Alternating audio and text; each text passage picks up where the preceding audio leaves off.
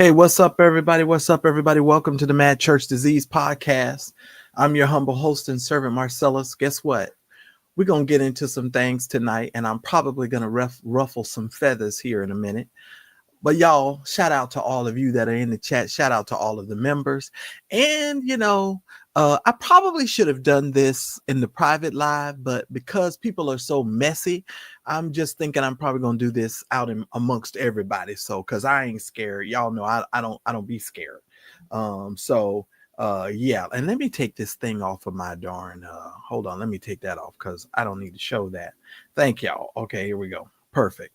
Okay. So anyway, so we're gonna hit the ground running today. I promise you that. So you're gonna need to share this live, get everybody on this live in a minute, because folks is gonna be mad at me after I say what I got to say, and I just don't care. Okay, because you're only gonna get it from me. You're not gonna get it from everybody else. So it is what it is. So what's up to everybody? Thank you. G Stewart, yeah, I love that song though. I really do. That's why I'm gonna keep this song for a while. I need to go back to interchange them, but I really love this song. Sharon, what's up? Mary, what's up? Gerald, what's up? Louis Franklin, what's up, everybody? CC, I was trying to wait. G Stewart, thank you. Sister Bia, good to see you. Moni, No Love, and Lynn, the Wonder Twins are in the building. Let me see here. CC.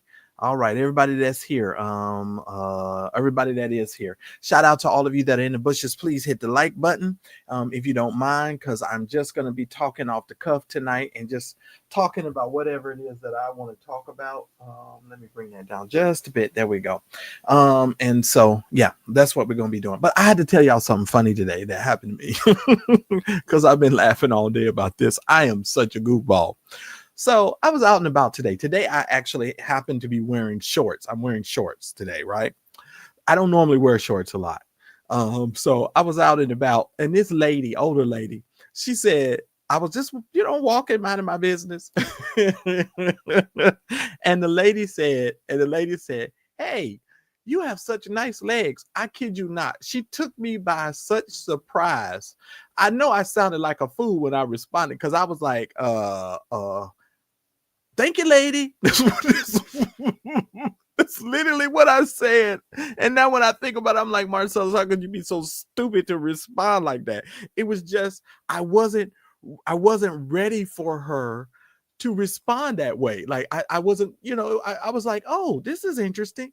So when she said it, I was like, it just caught me. It caught me off guard. You know how that lady sings, say, take me to the king. And then she'd be like, leave me there. You know how she said, leave me there. I swear it was like a leave me there moment. I felt so stupid after I was like, thank you, lady.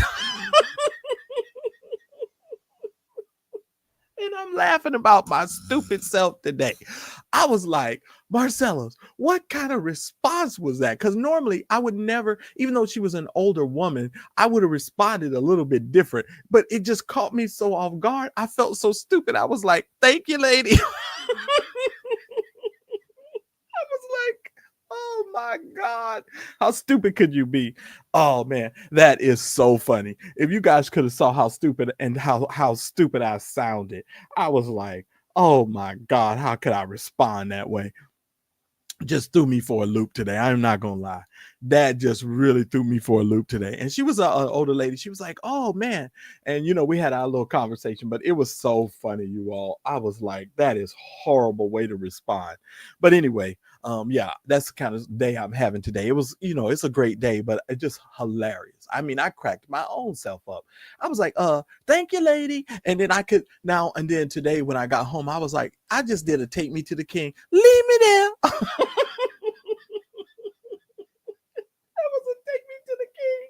That was a stupid response. I was like, oh my God, Marcellus, how could you respond so stupid? And she was a nice looking older lady too, but it was just the dumbest response ever. And I was like, it just caught me off guard. I wasn't, because as a guy, how often do you get a woman to tell you have nice legs? And I was so caught off guard. I was like, thank you, lady.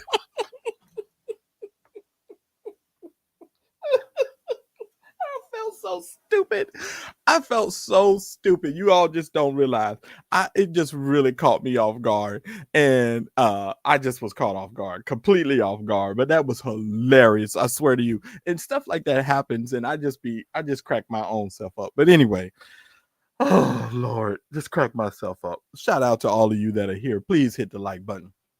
And I was trying not to go live because Daryl was live. I want y'all to make sure if you haven't watched Daryl Moore's live, go back because he's addressing somebody trying to say they were going to put a black curse on him and all of this kind of stuff, black saying curses and all that foolishness. But you guys make sure you go over to the Cigar Vloggers channel and watch his live. All right. This is going to be a trip to even talk about. Let me address a couple of things. First of all, now, and then I'm going to let y'all come up. Anybody who wants to come up and talk about this, because I know I'm about to ruffle some feathers. Let me first of all talk about St. James going up on the Green Goblins or My Little Pony, whatever nickname you got for him, platform and having a conversation. First and foremost, we are all adults. I want y'all to hear me. People are allowed to go up on whatever platform that they choose to go up on. Okay. They can go up on whatever platform they want. Whether we agree with it or not, whether we like it or not, whether we think it was good business or whatever, because you all have to hear what St. James says and how he can, communicates it. St. James has clearly said this YouTube stuff is transactional. Everything that he's done is just business. That's how he looks at it. He looks at it as business, right? So he doesn't take a lot of this stuff personal. So it's just business to him. Okay. So if you are in your feelings or you're thinking about it a certain way, you're just going to need to understand he looks at it completely different. I've had that conversation with him before. I've even had a conversation with Daryl about it. He looks at this stuff as transactional. So you need to understand that it's all business to him. Okay. So that's the first thing. I don't know what happened last night. I need to go back and watch one of Vincent's live because somebody said something happened. I don't even know what happened. So I can't even speak about it. Because they said, I guess I Am Courtney came up on the screen and she held 10 toes down. 10 toes down. I don't even know what she was holding 10 toes down on. But I'm going to say what some of you done left in my comments and stuff. That's what I'm going to talk about. First of all, some of these people in this chat, some of these commenters, some of y'all are trying to create beef between content creators. And y'all need to understand, grown people, grown men and women, if I got a problem with somebody, 9 times out of 10, I'm going to go to that person. Now, let me be 100% honest, because I'm the only person on here that's going to say what I'm about to tell you. All of the content creators in this space are shady as hell. Do you hear me? And I'm throwing myself under the bus, okay? Everybody in this whole, we can be nice, nasty, okay? We can do a whole lot of nice, nasty, all right? And there are sometimes things that people want to say, but they don't say because they're afraid that it's going to ruin the relationships that they've had with other content creators, right? And so you're trying to walk a fine line because you really don't have a problem with the person, but you do have certain feelings and certain things that you want to say, but you just don't say it. Okay. All right. Oh Lord. Now let me just say this. I don't know if somebody was talking about me. I don't care if they were talking about me. Listen here, Dante. And see, this is the main thing what I'm talking about. Listen here. I don't know why all y'all do this. I don't know why y'all do this. Like, listen, St. James is a grown man. I'm a grown man.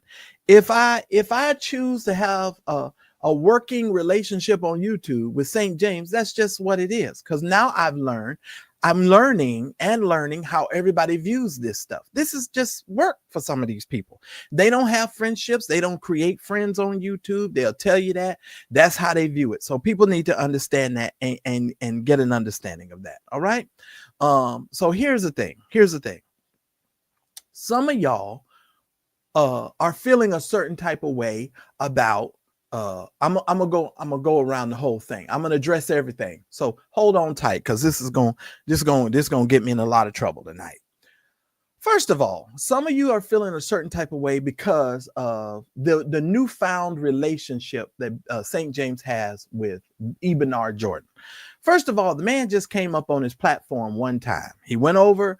He flew him out. They had their little meeting, their little interviews, whatever they did.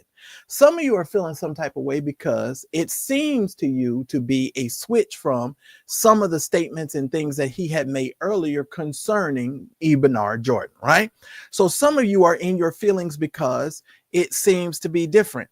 And to some of us, it seems to be different, right?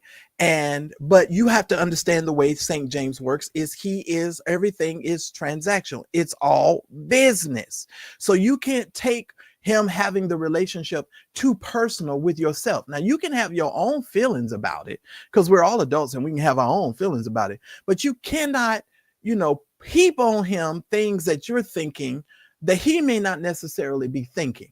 I think that's part of the issue that some people are having. Now, I personally, y'all know how I feel about Bernard Jordan and Larry Reid, so I don't even need to say anything else about that, okay? And here's another issue. I guess Levante, when he was in the chat, because y'all know I didn't even watch it. So Levante came in the chat, from what I was told. And I guess there was like some communications things, and because y'all know I sped through that live because I wasn't watching no 3-4 hour live of no green-haired hornet. I wasn't doing that. So I did go through most of it, but I didn't really like get to the Levante stuff. I'll be honest. I probably skimmed through it really fast and didn't realize what was being said. But Levante came up in the chat. Levante has really been upset with Conscious TV from, and I said that boy's name, the green hair goblin. I'm sorry, I didn't even mean to call his name. Oops, that was my fault. Don't do that. Don't y'all call his name. And don't call his name in the chat. That was my mistake. That was a slip up. He's been upset with the green hair goblet for quite some time because they have said some horrendous things about Levante, his wife, his family, and you can understand why that young man would feel the type of way that he feels towards the green hair. I'll just say My Little Pony. We'll just call it My Little Pony. We all know about My Little Pony, right? So we know that's the reason why Levante feels that way, you all. And that's understandable because that boy has been windmilling for Larry Reid for years, and he disrespected all of those alleged victims and individuals. Even Vincent, he said some horrible things about Vincent. And so I mean, I can understand why people would feel the way that they're feeling. But y'all know over here, I talk a lot about strife and an angry undercurrent, right? Y'all know I always say the thing about strife, it's always the things that you want to say that you don't say that always comes back to haunt you, right? Now, you can private chat and have private conversations with people on how you feel about certain things and have those conversations. But understand something. I'm not going to hate a person because other people hate them. I just know how to categorize you and how to do business with you. You understand what I'm saying? And going forward on YouTube, like I told y'all, I don't want people to be offended that I am concentrating on my own content, concentrating on my own stuff, and so forth. But some of you took that personal, especially some of you that rock with St. James, because y'all think y'all slick. Y'all think y'all slick. I said it out loud. I said the quiet thing out loud because y'all are coming and you're leaving little smart comments in the comments. And some of them I'll answer, and then some of them I just delete because it's just dumb stuff because we're all grown. I don't have to throw shade at anyone. I will call a person and have a grown-up conversation with a person if I need to. If you know me, you know me. These mods will tell you. I am that kind of person. I don't like leaving stuff up in the air. When the time is right, or if I feel it necessary to have a conversation, I have a conversation. But y'all stop trying to pit me against Daryl, pit me against St. James, pit me against Vincent. That is not going to work. I don't have a problem with none of these content creators. To be honest with you, I don't pay Pearl and that dead white lady any attention because I don't really have nothing against them either. They just doing something different than I don't do. I don't produce that type of content. I don't come out here and constantly and consistently lambaste people just so that I can sit online all day so you can send me a Cash App. I don't do that. I come over here and try to give you guys trending topics, whatever's going on in the institution, and I got so much work to do. So I don't really have that kind of that's not my kind of thing. So I'm hoping that you guys will get it, because nobody else is going to talk like this but me. Because Vincent heard his name today, so he rolled over in St. James's chat, and he was like, okay, well, I just want to be clear so that we can clear the air and get everything. There ain't no air to clear. A lot of this stuff that's happening in this chat it's the commenters. It's I hate to say this, it's some of you. Y'all are feeling some type of way and thinking some stuff that you should not be thinking. We are all grown. Do you understand? So if these men and these people have a problem with each other, they can go to each other and iron it out, period. I talk to St. James at least every other day. I'm sending him some type of text, or we talking about something through the text message every other day. Listen, St. James has already said there are no friends on the internet. So that young man who just came in here a minute ago, I forget whoever it was, the name of the Dante person, whoever it was. St. James said there are no friends on the internet. So if you're expecting for St. James to be your friend on the internet, you have misplaced St. James, because St. James has clearly said there are no friends on the internet. So you have to know how you put people in what categories. Now, here's another thing I want to address. Let me say this. Some of you content creators that are in this space, that where we're all comrades and have some sort of camaraderie in this little space. People read into your statements when you say things like, and I want Vincent, if you listening and you in the bushes, listen here. Let me say this, because I want you to hear what I'm saying. Some people start to feel a certain type of way when you say things like, I'm not doing that other kind of content because it's so low vibrational, and we have to elevate, and I'm elevating everything that I do, and we're going up, up, up, up, up. And then the other people are having conversations about all kinds of stuff. You understand what I'm saying? And then you say, well, that content is low. Well, and then people, the proper reaction for most people is to go, huh, is he talking about me? Because I make that kind of content. Of course, people are going to assume that's who you're talking about or talking to, because those are the people who are making that type of content.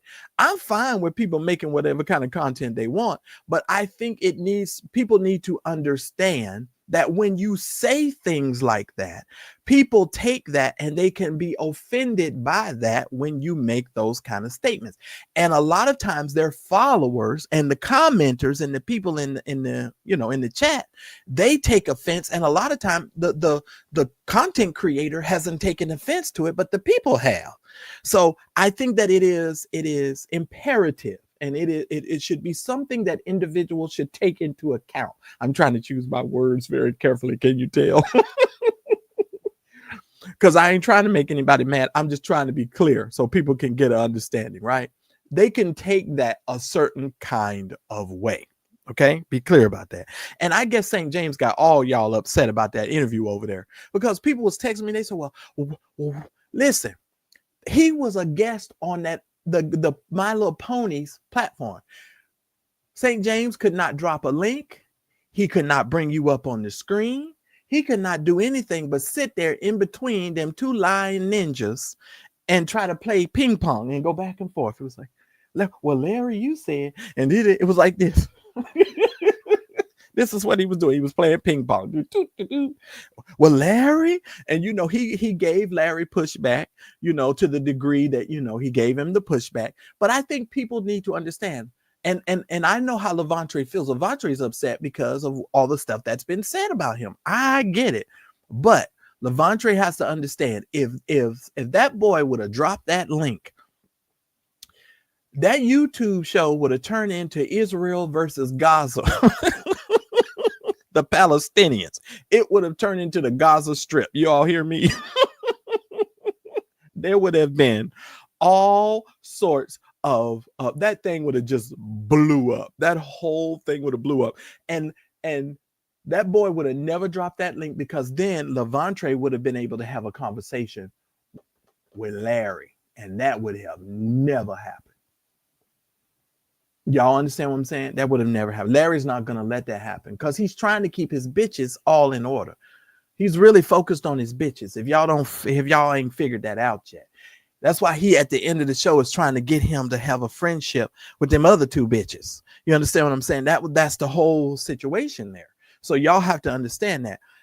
Listen, I have my own personal thoughts about the show. I have my own personal thoughts. That's why I told you all what I tell y'all. And stop thinking that I'm taking shots at people. I am a grown man. I'm not taking shots. I say what I mean. And listen, these moderators who know me, they know I choose my words very carefully. Now, if I have something to say, I'm going to say it like I'm doing tonight. Y'all listen to me very carefully. Listen to me very carefully. I don't have to throw shade at St. James. I can call him. I don't have to throw shade at Vincent. I can call him. Vincent has my phone number just like I got his. You understand what I'm saying?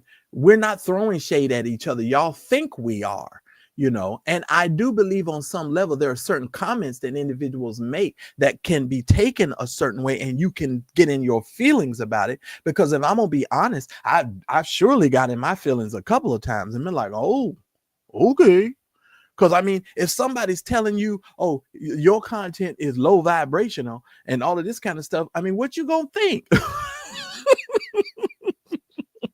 You know, but I know Vincent means well, and I know Vincent I'm assuming he's not thinking that way about us, but you know what I'm saying? But in this particular sector of YouTube, it can seem low vibrational at times, especially if you don't really have a purpose behind what you're doing. And I said this to Vincent in one of his private lives. I say, Vincent, you have to change your content at some particular point. You can't continue to do the content the same way you've always done it. And I am trying to on some level, you guys, stay focused over here. And that's one of the reasons why I said I wasn't going to be going to a whole bunch of, content creators, because I really needed to focus on the reason why I do what I do. You understand what I'm saying?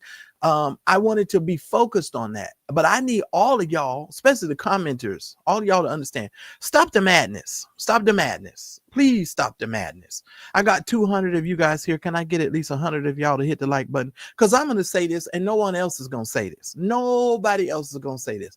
Everybody going, hide and don't say nothing. I'm going to just come out here, lay everything out. And if you think I missed something, you can definitely come out here. And when I drop this link, you can say what you want to say. You understand what I'm saying? Because I'm not one of these dudes. I don't do that. I do not do that. But people do be feeling some type of way. But y'all need to I know some of you don't think it's worth it for you to go to that person and say what you need to say. But I feel like on some level, if you feel a certain type of way, you need to go communicate that to the person and let them know. I'm at the stage now where I just don't care. Can I be 100? I just don't care. Let these people make the choices about what kind of content they produce and what they want to do and who they want to, go into alignment with. That fine. It's all transactional. I'm with you 100%. Praise the Lord. You do you. You do you. And that's where we all need to be with it. All hearts and minds should be clear about that. Okay? All hearts and minds should be clear about that. Because I feel like I have really said something that a lot of people just would not say. Okay, that's just how I feel about it. And they just say, everybody's saying little snippy things because we all shady. I ain't even gonna lie, and nobody else is gonna say that because we all be saying little smart alecky things. You know what I'm saying? But I'm trying to get away from that, to be honest with y'all. And I'm definitely trying to get out of my feelings when it comes to these content creators. But that's another reason why I'm starting to work more singular in my creation. You know what I'm saying? I'm going back to that only because I don't want, if I come up on a person's platform, first of all, I need for everyone to understand, if you want me to respect your platform, you also have to respect me as an individual, and you need to respect what I bring to the table. And this is another thing for me as a content creator, you cannot expect for me to, I will respect a person's platform, but you don't get to formulate my opinion and tell me what opinion I can have. That's never gonna work. And we all have to, respect each other as adults. And that's just how I feel. Simple as that. But everybody, they dancing today. Everybody's dancing. Now, I don't know what happened yesterday, but I know when people are dancing. I know when folks is dancing, and I know there's something that done happen. And when I get off of this live, I'm gonna go back and watch that live of Vincent's from yesterday, because I don't know what happened or wherever it was. Because somebody said something about I Am Courtney came up and she stood 10 toes down, and I don't know, 10 toes down about what? That's why I was like, about what? I was so lost today, and I'm like, the only thing that you all have been complaining about for days is St. James and that daggum interview over there with that liar, them two liars. And what is there else to say and complain? Them men just gonna lie. They just liars. That's it. What expectation did you have on St. James? Did you think St. James was gonna change Larry from a liar in one sitting? It's never gonna happen. That's never gonna happen. Larry needs Dolly Parton. You know how Dolly Parton said at 9 to 5? She told her manager, she said, I've got a gun out there in my purse, and I'm gonna turn you from a rooster to a hen with one shot. You remember she told him that?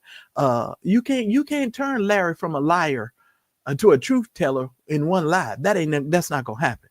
And he combated the lies the best way he could. Now, I came out here yesterday and just cussed his damn ass out, because that's how I felt. And I got tired of people trying to bullshit us and gaslight us. And y'all are only going to get that over here. Everybody else tries to put, they look at me. I'm serious. Let's have this conversation. Let's talk for a second. Because, I love how people do stuff. They think they slip. Because I curse and I cuss these fools out. Folks look at that as like, oh, well, that's just so uncouth. Or that's so immature. I'm like, no. There's a time and a place for everything. And you all are playing too much when it comes to that liar. And we're entertaining Larry too much. At some point, let me tell you a story. I have a family member. We'll just put it this way. This family member, as a child, used to do stuff that you told the family member not to do.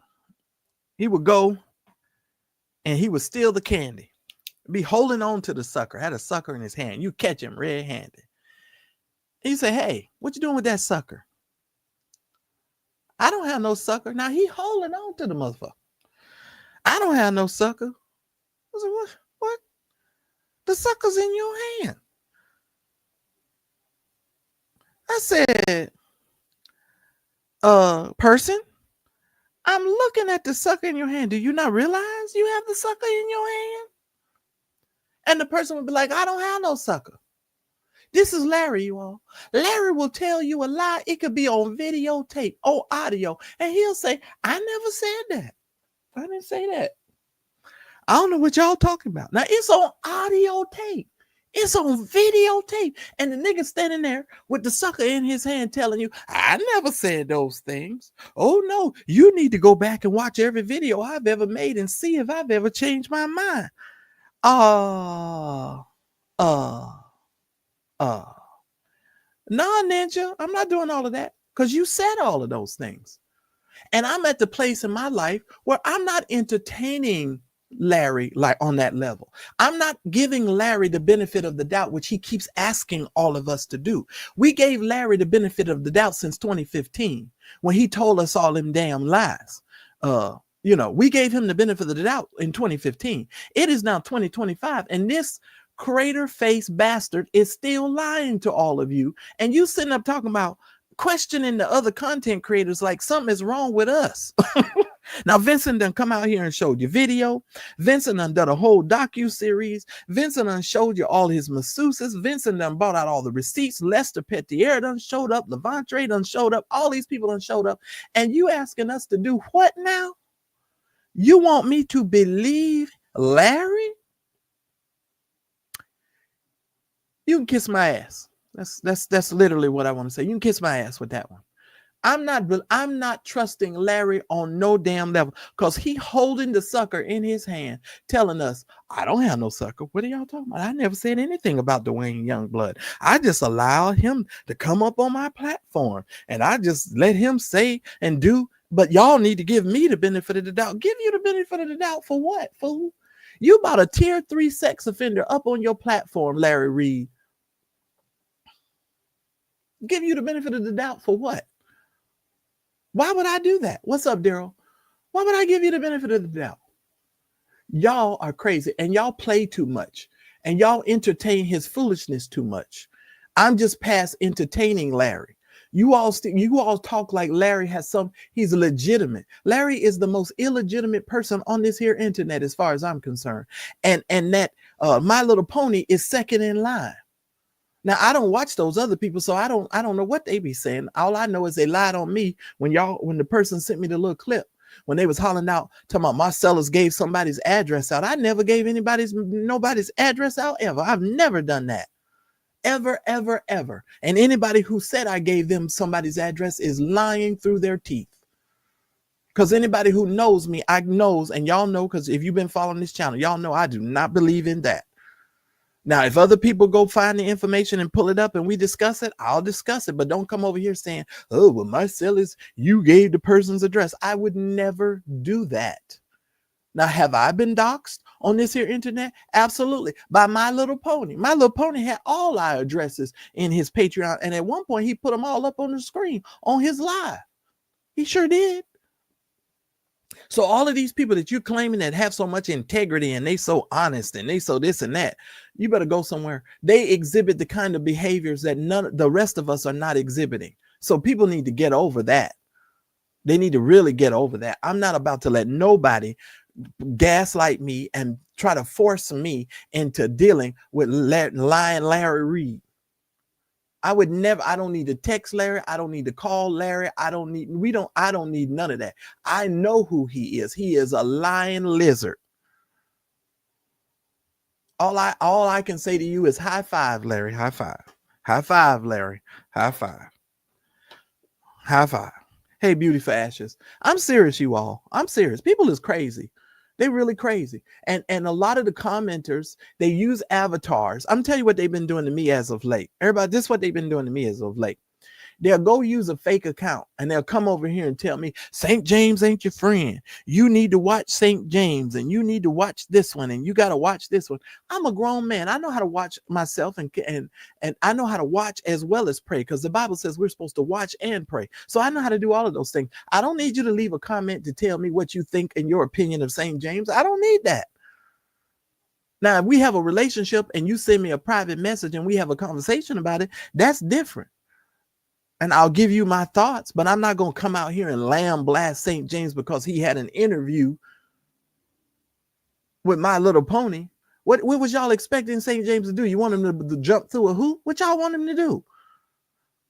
He's transactional. The man done told you that.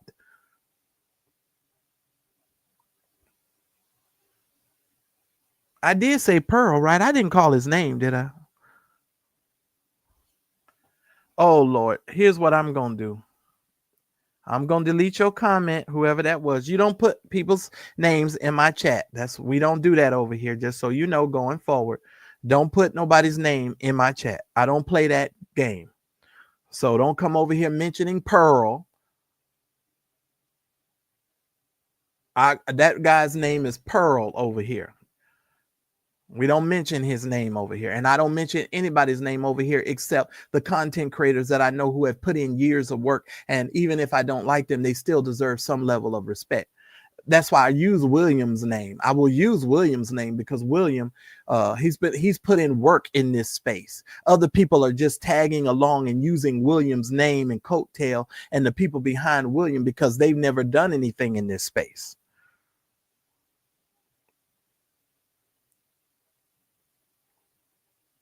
Sorry, when I saw it, it was up on my screen for too long. If I can see it, that's just too long. Okay, that's okay. Now you know, you cool. We good. I ain't mad at you or nothing. I'm just so you know what the rules are. Yeah. So yeah, we don't play that game. We all grown over here. We are all grown over here. St. James is a grown man. If I got a problem with St. James, I'll go to St. James privately, just like I do with Daryl. If I got a problem with Daryl, I always go to Daryl privately. I don't come out here and say, oh, Daryl, I think you did this, that, and the boo. I don't do that. I don't do that. You got to be kidding. I would never do that. Now, do I have my thoughts? Yes, and I'm going to keep them to myself. I'm going to keep my thoughts to myself. because time will tell. All I'm gonna say to you is Bernard Jordan had a working relationship with Larry. Did that relationship last? Mm-mm. Mm-mm. Mm-mm. Mm-mm. Let's hope that St. James has a better try and a better try at it. I'm just saying, because Bernard is a liar and so is Larry. They're both liars. And I said it, and I don't care who heard me. I said what the hell I just said. They're both liars. And it is what it is. And somebody out here has got to be free to just say what it is. And we all need to respect each other in our respective places and spaces. I respect Vincent for the work that he does. I don't have to agree with everything he says, but I respect him for the work he does. I respect St. James for the work he does. And everybody need to respect me for the work I do.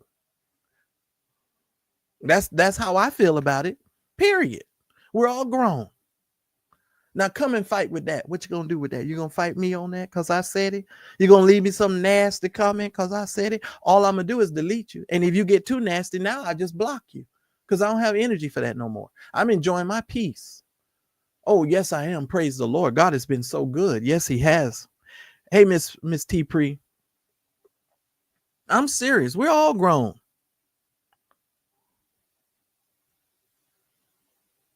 We're all grown. So we have to understand that and treat each other accordingly. You understand what I'm saying? If you got a problem with somebody, just go to them. Just go to them.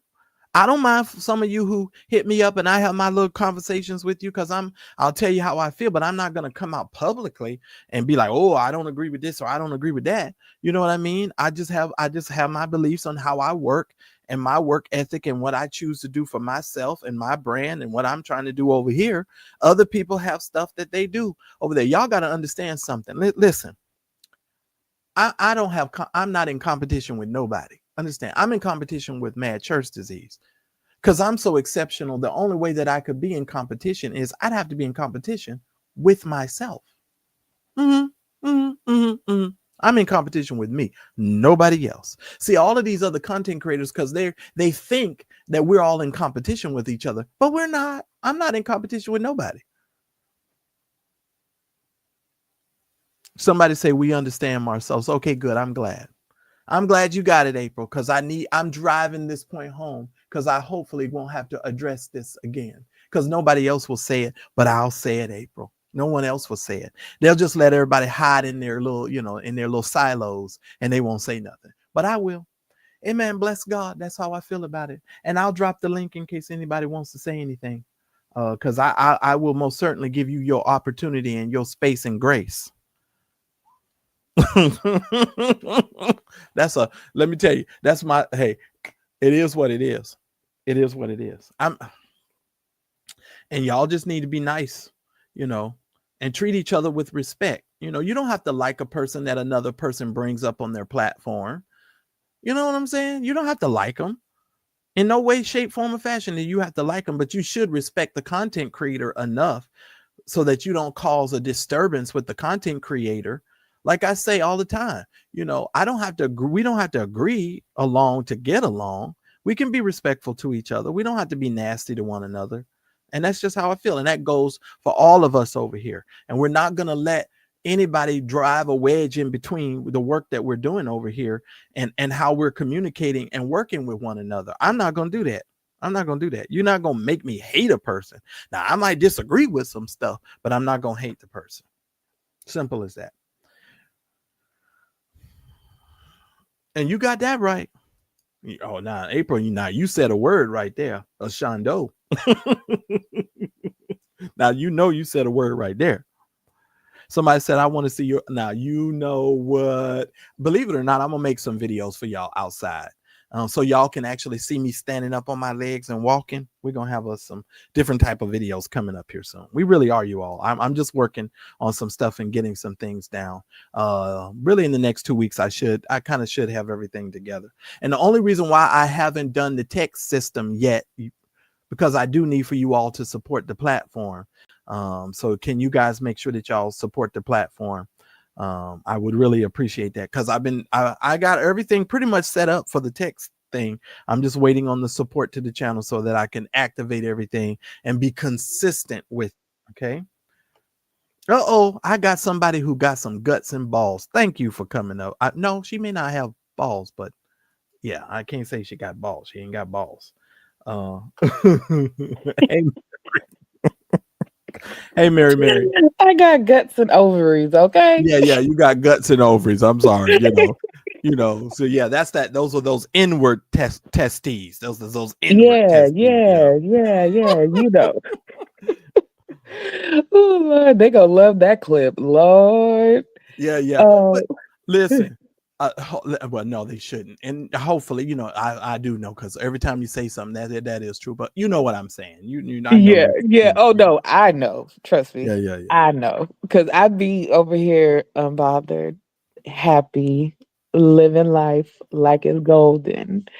But no, I just came up just to like encourage anybody else to come up and say a few words. Like you said, it's not something where we all have to come up here and agree with every single thing that the host says, but just come respectful. Um, it doesn't make any sense Oh, for somebody say you got a husband, so you do have balls. hey, I'm just saying. Well, I mean, if we're gonna be technical. They minds.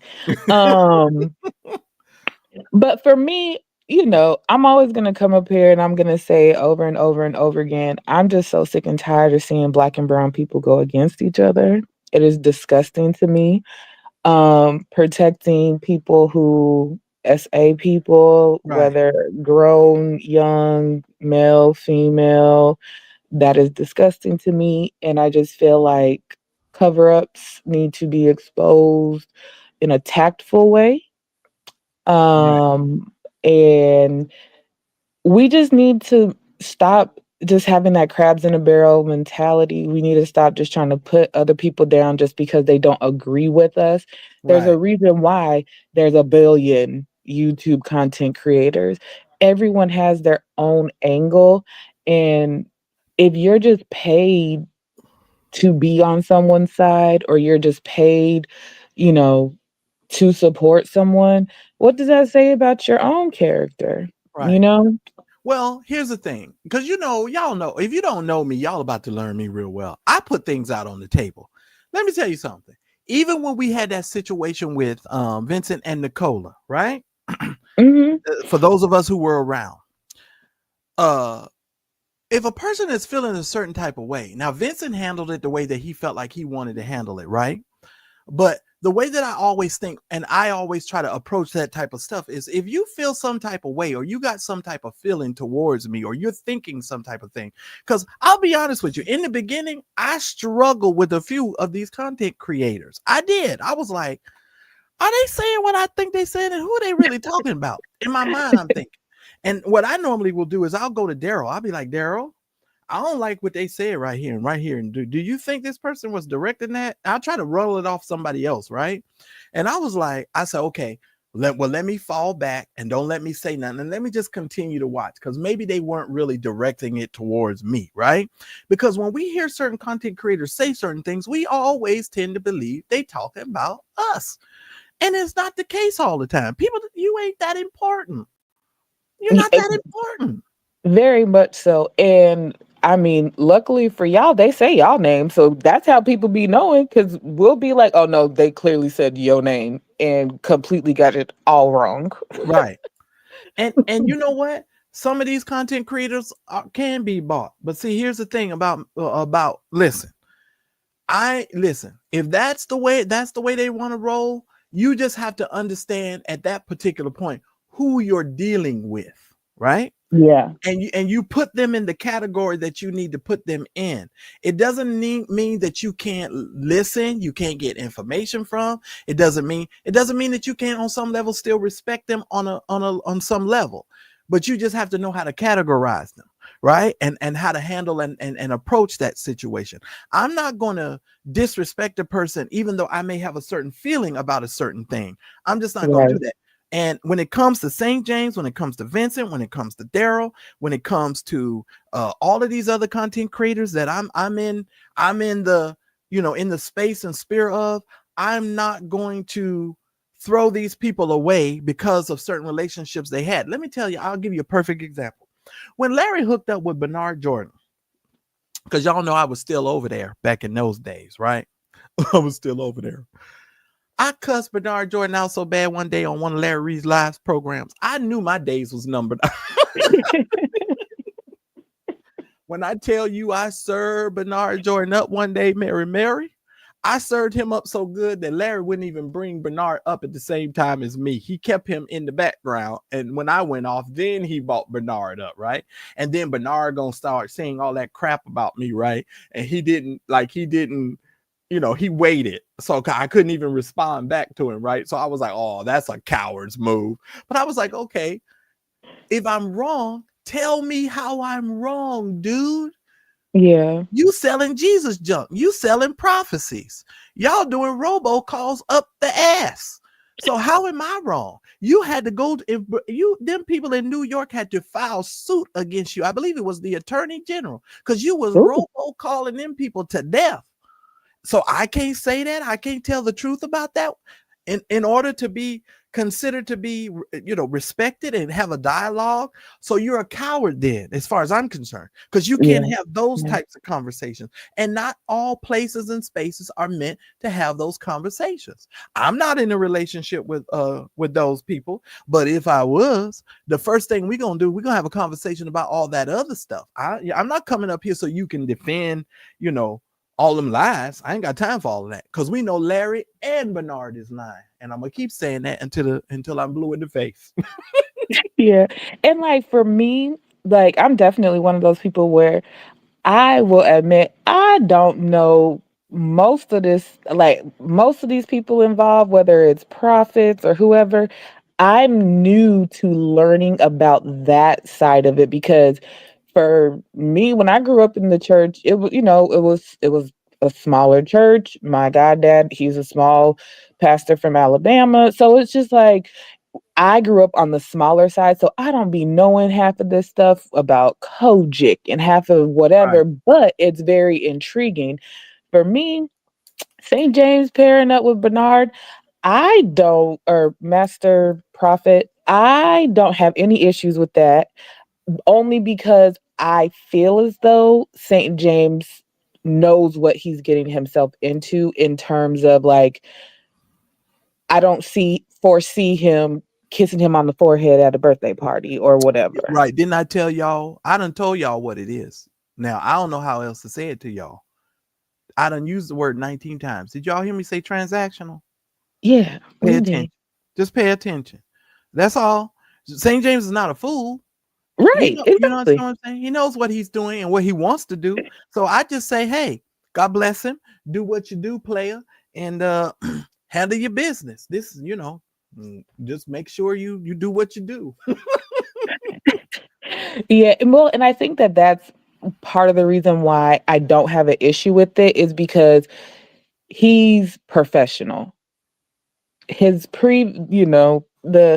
the prior mentee, not that St. James is necessarily signed up to be a mentee, he wasn't always tactful and professional. Everything always had a sex joke involved. Everything always had something inappropriate thrown in the conversation. Like you would come up and you would try to be teaching something, but then you would just have to throw something perverted in there. Right. And like St. James can tell jokes and throw shade and say stuff that's not perverted or actually like has the actual undertone to it. And of course, I adore Manasseh. So I look, I told you last night, I am excited for Saturday. Well, listen, I'm gonna be in the building. I'm gonna be in the space in the place because I want to hear what he gonna say. You know what I'm saying? I want to hear what he gonna say. So I think we all gonna be over there. Right. By the I way, I y'all. keep telling I'm like, please give me a duet. Manasseh, if you hear me, please, you and St. James, give me a good Oh no, duet. no, no. Yes, See, we all yes. have our differences because if he get over there with all of that, I need the vibrato for my soul. You don't understand. mm-mm. Yes, yes. These are the things where we disagree. That's I where we love disagree because exactly no, because I love I think if Manasseh. Manasseh want to sing, he need to do so at the homeless shelter because that's so then people can pack up and leave at any time. You know, they keep their stuff close to the bed. They can just go. You know, He is we'll be a stuck. trained vocalist. You hear me? A Whatever. trained Okay, vocalist. trained vocalist. Yes, sing the walls down, Manasseh, And you know what? and do a good duet. Some of y'all really, some people really do like his voice, and I know it's hard for some people to believe that, but I understood now that some people really do like his voice. I just Yeah, don't happen to be one of those people. I know. I know. Everyone has their own acquired Right. taste, and I, for one, love his voice. It's very strong.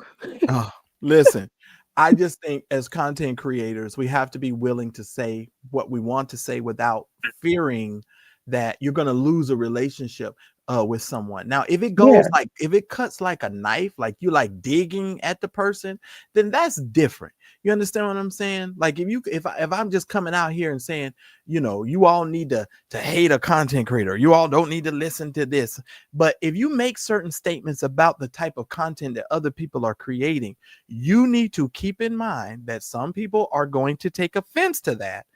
And Hmm. you might want to curtail that type of speech because everybody out here is trying to work. Now, let me also say this too, because I got really mad about this part, Mary. I don't know if I text you last night about this. Which part? Everybody's on YouTube for a fucking click, like, and a view. I'm so tired Oh, of yeah. y'all keep saying that like some sort of put down against content creators. If you are on here, we want you to click like. By the way, please hit the like button if you have not yet done so. You're already viewing, please hit the like button. Everybody's on YouTube for a click, like, and a view. So can you please stop hurling that insult at other content creators? Because it's Everybody's not on. an insult. It is not, because that's what we're all here for, is a click, a like, and a view. That's what we're all here You for. fought to get monetized for those clicks, those likes, and those views. You want the comments, you want the engagement. What are your analytics? You check your analytics how many times a day? Okay, how many hours for some of the people who be going live from sun up to sundown? Cause Lord, every time Uncle Click Clack lay into Jay Wilson, I be dying. I be dying. Listen here, and let me just say this, since I'm address the latter part of your statement. First of all, that's because most of you don't. I hate to say it, and I'm not even trying to be disrespectful, Stephen. It's because most of y'all don't listen, because he says it all the time. He says it. He said it out of his own mouth. So y'all just need to tune your ear to what he says and really lean in and listen. Because if you listen to what he actually says, you will know where he's coming from. Yeah. Well, and then I mean, what did Michael Jackson say? Start with the man in the mirror. Because it's just like all the jabs and stuff that people take. I'm like, but you just did that. Right. You And want to talk about people's egregious giving patterns and throw shots every single time you go live about your previous mentor, but you're doing it too. well, And yeah, no, I can't afford any of your seeds. So if you guys want to go and take that, no, I can't afford no levels of the seeds for the prophecy. So if you don't think yours are egregious, but your former mentors are egregious, that's egregious. yeah. That's offensive. See, I We're don't. not dumb. Yeah, the thing about me is I don't. I'm not gonna go private and have no conversation about this stuff. I just talk about this stuff like I normally would anyway, because Mhm. I put everything out on the table. These moderators will tell you in a minute. I will call everything on the carpet. If we got something behind the scenes and we're fussing and we fighting, or somebody got an issue, I'd be like, let's talk it out. What is the problem? And that's just the kind of person I am. I don't hide behind shite. Do you understand me? So if you got a Mm-mm. problem with me or you got something you want to say, you are more than welcome to come to me because I will always have the conversation. So we're all grown around here, and I'll just keep reiterating that because everybody need to know that. But Moni grew up in the church, Mary well, it's a little different. So a lot of times when she hear us talking about all this Pentecostal stuff, you know, it's a different type of church for her, because that kind of singing that Manasseh does, she's used to that. Like she's used to it. It don't bother her not one bit. Me, Yeah. I'd be like, oh Lord, where's John P. Key when you need him? And where's the Yeah. folks that you need? And speaking of gospel music, oh man, let me throw this at. Did y'all see Isaac Curry's new podcast that's got everybody in the gospel community all up in? Oh Lord, the Maverick City quote, Yeah, did y'all see it? baby. I can't wait for St. James to talk about it. I sent it all the stuff over to him. I'm waiting on his response. St. James, you need to hair her up, by the way, because I'm waiting on your response. I didn't send you all that stuff for you not to respond. I need you to talk about it. I want to hear your perspective because I really want to hear what you're going to say. Because let me tell you, Sir the Baptist, John P. Key, Leandria Johnson, all of them are on a thread. And them gospel artists is talking mad trash. That's all I'm gonna say. Look at here, look at here, look at here. I was like, how Oh, did I stumble up on this thread? and what the one say, don't let the what he say, don't think you can run up on me. He got something for you. Oh, yeah, that's Travis Malloy. Yeah, Travis, yeah, listen, yeah. oh, that's another thing we need to talk about. But let me just go back. These gospel artists is hot at him talking about the business of gospel. Like look, here go Christine. Christine back in. See, you know, these moderators, y'all need to pray for me. Here she go talking about she loves Manasseh. It's beautiful. Something is wrong with y'all. Something is wrong with y'all. Maybe the Lord need to anoint my earlobes or something, or Yes, eardrums or something, yes, because I don't see. Lord. I cannot. All that me God old crap. He sound like Marvin the Martian. Me. I don't want to hear that. He sounds just like Marvin the Martian to me. Listen here. So let's talk about this a little bit. Mary, what do you think about the interview with Isaac Curry? Did you watch the whole interview? No, I only watched the most viral part of the clip that everyone's been reposting. So I didn't watch Mm. the whole thing. All right. Now I watched the entire interview. Now let me just say this, because his brother is his brother started a church. I don't know. Is his brother Travis Malloy? I forgot. That's how this Sure. stuff goes out of my brain. Because his brother is a pastor. Look, don't get me the line. I don't Um, know. I be I, letting I y'all wish put the some of pieces y'all of those puzzles. anybody watched it? Who can remind me? Who's this? Who's that guy's brother? Because he's a pastor. Yeah, I know. It really was a trip to watch that. Trust me. Okay, so Travis Green, his sister is married to Travis Green. Okay, that's who it is. And you know, Travis Green and them got a church, right? Hmm. So here's the thing. I listened to the interview. First of all, this dude sounds like a street dude. He don't really talk like church dudes. You feel me? He don't talk like he talk like my family and them. You know, for those of us who are in the church, we talk a little different. We have a different kind of speech. We have a different type of culture. This dude talks like a street dude.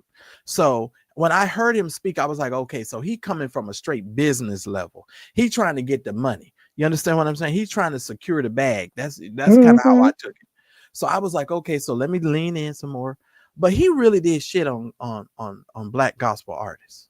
Oh, he absolutely did. He really did. In the clip that I saw, I was like, wait, what? Like, I don't know. I think it's because my roots are from the South and I know like what gospel got so many of us through. Mm-hmm. You can't never talk about gospel like that. It was rough. I ain't gonna lie. There were a couple of times I was like, oh, that ain't gonna go over well. That's not going. Somebody say, did he lie? Not in totality. Some things he lied about, but not in totality. I don't know which Daryl this is. Daryl, hold on, which Daryl is this? Let me hold on. Hold on. Mhm. Let me do this because I gotta make sure we good here. Daryl, this you? It's PAW Daryl. What's up, Oh, man? okay. What's up? I just wanted to make sure I had the right Daryl. Okay. So he said that when he's talking about don't nobody want to hear all them runs. I'm like, but that's what built gospel music, and that's what built the ability for you to come over into this genre and do business. You understand what I'm Yeah. saying? You did business in this genre. Now I realize that you were trying to seek out the CCM group of people, but to just say, oh, y'all oversing too much. Like, dude, are you an artist who actually sings? Are you a singer yourself? Because you don't know whether a person is singing, over singing or not. But most of the time, most gospel artists are holding back because they have an Yeah. ability to do certain things that other artists cannot do. Yep. Did you catch his heritage, Marcellus, when he talked about where he came from? I What'd he believe say? so. You got to remind me, Daryl. He's Ghanaian. He's from Ghana. Oh, that's right. That's right. So he doesn't have the historical ramifications and the importance of spiritual gospel roots. Right. And that was something that caught my attention immediately because the way he was talking, and let's be clear, he also said he was a proud Trump supporter. And a lot Yes, of them, he did. oh, yes, he did. He Yes, said he was did. a proud Trump And supporter. he was glad he got his PPP loan. I Exactly. saw that. Mm. He came across straight hood and was just like a hustler. Pretty much. That got into the gospel industry and found success with Maverick City. That's one of the reasons. I'm gonna say something that y'all may not like. That's why I don't like Maverick City and CCM music because there's no soul there. It's mayonnaise gospel music. If you guys remember Amy Grant and those artists, Andrew WK back in the early 80s. Right. It's like that with flavor in it, like a little bit of Kool-Aid. Correct. That's exactly what it is. Pretty much. And I like Amy Grant back in the day, but I still to this day love Amy Grant. So. Oh yeah, but Michael W. Smith. Oh, those were my artists back in the day. Michael W. Smith is the person I was trying to say. Yeah, Michael W. Smith. Yeah. But yeah, and I guess my thing is, who made him an authority? Like, people love to come up on these podcasts and make these bold claims. They know they're going to ruffle feathers, but it's like, who even are you? How much time have you truly put in? But I mean, Kirk was one of the first ones to say it. He probably would have gone secular, and for the most part, now he is on tour. He is. he pretty much. probably would have gone secular, but he knew he could do more in the gospel because secular was too populated. Probably, I'm pretty sure Leandria would love to be secular. So Leandria wants to be secular, and she's like stuck. Well, all those gospel artists say that, but I'll be quite honest with you. Most of those gospel artists would never make it in the secular market. I'm just no. It's not about wanting to make it. It's just for the fact that they feel like they could live life authentically as a secular artist. I'll give you a perfect example. Most of you don't realize Ted Wynn has gone totally secular. From Ted and Sherry. Y'all remember Ted and Sherry? A little bit. Okay, Ted and Sherry. Ted is completely secular music now. Most of y'all don't even know that, but he's still living his life. He's still making his music, etc., etc. Here's the thing. Not Travis Green, Christine Parks. Christine Parks. There was his brother-in-law said it. His brother-in-law said it. His brother. Now you shouldn't be lost now, Christine, because I'm helping you out here. Now where was I? I'm sorry, I lost my thought. You talk about Ted Wynn. Ted Wynn is secular. Oh yeah, so Ted Wynn is secular. I'm sorry, Kurt Franklin could not go secular.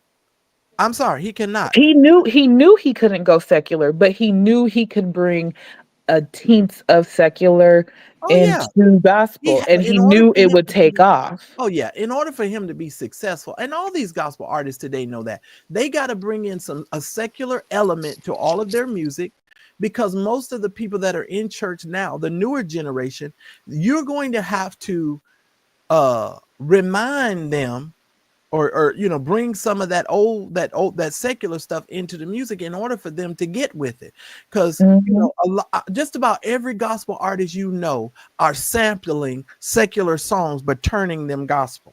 And I said this a few months back on your show. This is why gatekeepers in the gospel music industry is important. Because I talked about the country music, how you Right. can't just go into country music, call yourself a country artist. No.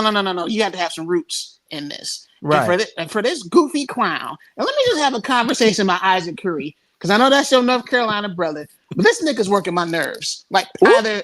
either get your butt in on an R&B group and be done with it. But don't be like trying to be like ruffle feathers. Like I know this is a conversation that's gonna be controversial. I ain't got time for controversial, bro. Right. What are you trying to do? Do you want to be another Tone? Just be another Tone and be done with it. But I'm just fed up. I'm fed up with the whole controversial topics in the gospel community. It shouldn't be controversy in gospel. It shouldn't. But my thing is, okay, Daryl, I think on some level there are some conversations around gospel music that need to be had. And that's why I can't wait for St. James to talk about this, because there have been gospel gatekeepers for a long time. There are gospel artists who are extremely talented, who I feel like did not get the promotion, did not get the, other artists tried to keep them down. They do all kind of shady stuff behind the scenes that we don't know nothing about. Unless you around the industry. One of my artists that I love so very much, Lisa Page Brooks. Now she's done okay, but I feel like Lisa Page Brooks should have been gone way further. I'll put it to you this way. Think about it. When Kirk Franklin go out on tour, now I'm about to get in a whole lot of trouble. Now, this is where we're going to have some disagreements. Mm-hmm. Uh-oh. When Kirk Franklin goes out on tour, he take the same people every time. And if it's not those same people, he either got Donnie McClurkin, Yolanda Adams, Fred Hammond, Ty Tribbett, the Clark sisters, Kiara Sheard, and that's about it. When Kirk Franklin go out on tour, you're one of the biggest selling gospel artists. You can open the door for so many other gospel artists, right? My thing is this: why can't you feature Lisa Page Brooks on your tour and let her get introduced to your audience? Because she's got some like her song about the cross and some of these other songs. It tinkles on the secular a little bit. Some of the beats and things. You feel what I'm saying? What would it be like if Kirk Franklin took Dietrich Haddon on one of them big tours that he goes on? How do you think that would affect and introduce Dietrich, and the industry of gospel would, you understand what I'm saying, would just really would grow, and the money and the finances and how the tours would be done? They just keep taking the same old people every single time. Yeah, and I mean, it's that old saying. I don't know what the old saying is, but it's comparable to some saying I'm about to say, I guess, that they want to be able to be the number one.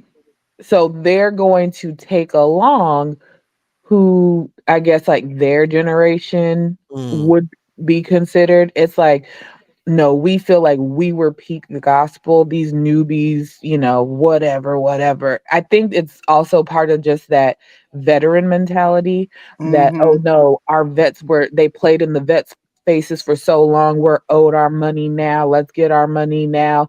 And it's like they're just trying to get back. I feel like it's just, the tenure in it, and just feeling like they didn't get their just due, but Right. these new people just pop on the scene, and just because Amazon lets you stream, but we had to fight for our CD sales and we had to fight for this. So no, this is our tour because we're getting our money now. Well, what about people like LaJune Thompson or LaJune Thomas? Like, most of you don't even know that name. That is, she sings with John P. Key. She does background for him. She's had albums of her own, but most of you don't know she's a gospel singer. Look at Angela Spivey and all of these other gospel artists that never ever get a chance to go out on these big tours to be introduced to a new audience and a bigger audience. How in my opinion, you help gospel music as a whole.